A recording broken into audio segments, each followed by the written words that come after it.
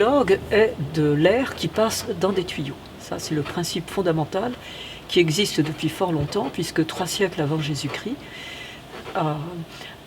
le premier facteur d'orgue et organiste s'appelait ctésibios, et c'était déjà de l'air qui passait dans des tuyaux. Le principe de l'orgue est très très ancien.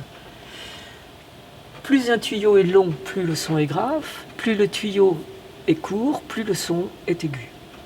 C'est pourquoi, sur les étiquettes, à côté du nom du jeu, il y a un chiffre.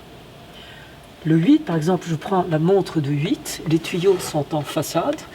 L'étymologie du mot montre, c'est parce qu'ils sont montrés, tout simplement. Donc, montre de 8, ça veut dire que le tuyau le plus grave du clavier a 8 pieds de haut. Un pied faisant 32 à 33 cm, c'est un tuyau qui a entre 2,40 m et 2,50 m. On va dire 2,40 m pour faciliter les choses. 2,40 m. Maintenant, je vais jouer le prestant avec le chiffre 4.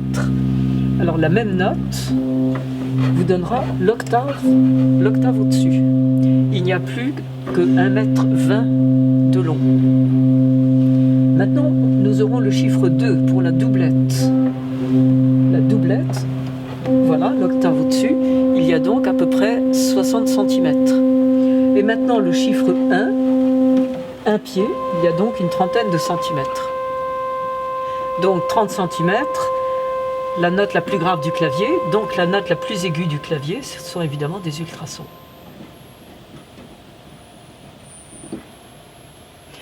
Et le son le plus grave, 32 pieds au pédalier, alors c'est au contraire très grave.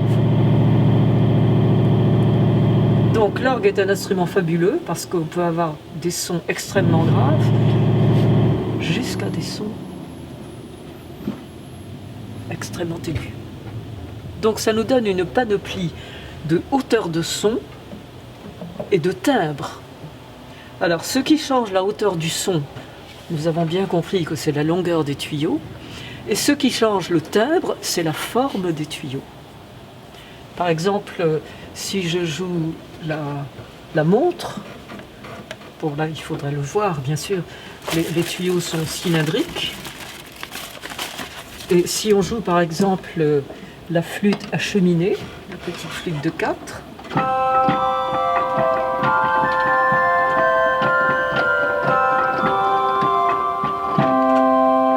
la forme est différente. On croit que le tuyau va se fermer, et en fait il y a une petite cheminée qui continue à monter. Par contre le bourdon, lui, le tuyau est bouché au-dessus. Ça donne un son plus étouffé, mais c'est pas péjoratif.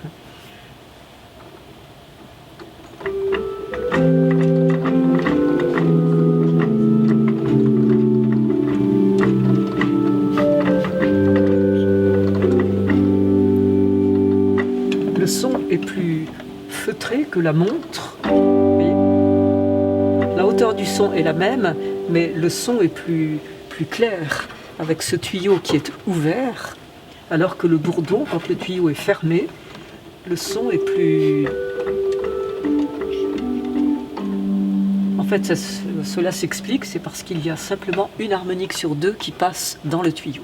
C'est ce qui donne ce son plus velouté que la montre, qui est plus claire, plus incisive.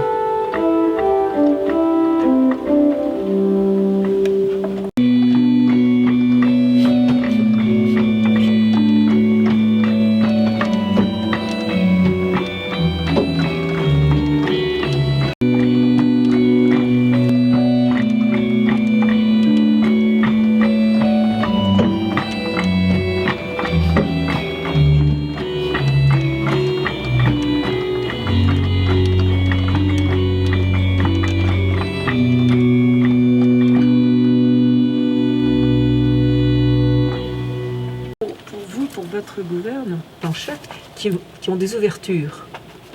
Là, ça s'appelle le pied du tuyau. Alors, quand les registres sont fermés, les pieds du tuyau sont à côté des trous.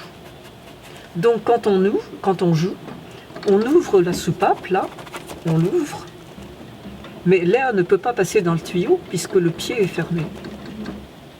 Et quand on tire le registre, hop là, voilà que les trous vont venir dans le prolongement des pieds du tuyau. Et alors quand on ouvre la soupape, eh bien l'air passe. Donc il y a deux phénomènes. Il y a d'une part, quand on descend la touche, on ouvre une soupape. Et la deuxième étape, il faut que les pieds des tuyaux soient ouverts pour que l'air passe.